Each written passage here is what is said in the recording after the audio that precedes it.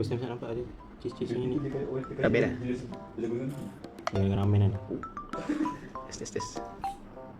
Sedap tak? Sudah agak. So apa Kalau yang tak boleh makan pedas kan, kalau nak beli boleh try. Sedap. cheese tu? Ramen cheese.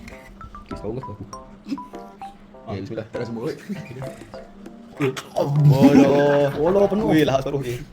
Kita Oh, comel tu. Describe sikit. Out of 10. Sedap. Tak muak. Okey. Boleh bagi 8 lah.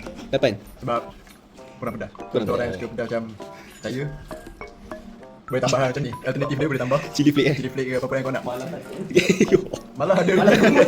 Jadi orang boleh beli.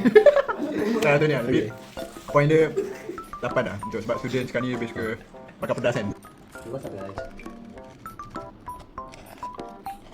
Apa tu? Ada cheese tu tengah. Ada cheese. Ramen dah. Duh, dalam tu. Ya kan ada ramen dia ada cheese kali tu boy. Tak dapat cheese sekali.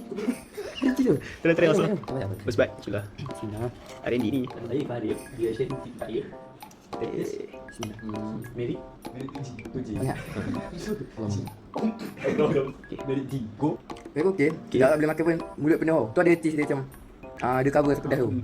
Dia cover sepedas tu. Tapi kalau aku pedas tu tambah sikit sebab dia cheese tu cover punya pedas sampai pedas dia hilang. Faham. Agak hilang. Kambing negeri. Banyak mat. Dengan gas kecil. Dalam. Dalam ni. Padat tu. Padat ramen. Ramen. Yang kita sikit. Bismillah. Bismillah Min. R&D. Okay, first bite.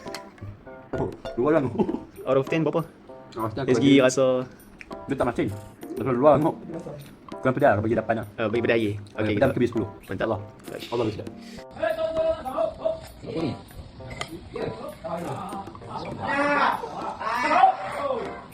Describe out of 10.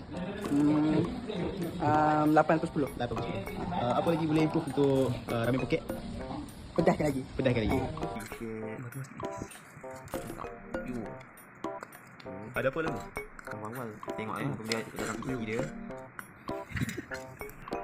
First bite pada Dr. Farid. Describe out of 10 and apa nak improve? Macam cheesy sikit. Cheesy dia tu boleh cheesy lagi kot. Pedas tu macam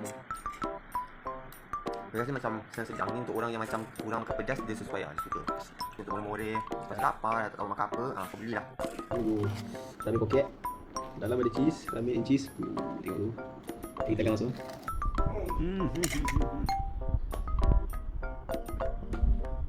Crispy di luar, di dalam. Crispy di luar. Dalam banyak sikit. Sedap. Tak muak. Rasa penuh kan. Kalau out of 10 boleh bagi 8. Sedap, cuma dia sebagai orang yang suka pedas, dia kurang pedas. Apa tu? Ramen poket? Ramen poket. Dalam tu ada apa? Ramen. Yo. Okay, out of 10 bagi berapa? 6 kot. 6. Ramen sedap. Sedap. Cuma cheese ni kalau makan banyak dia semua. Semua.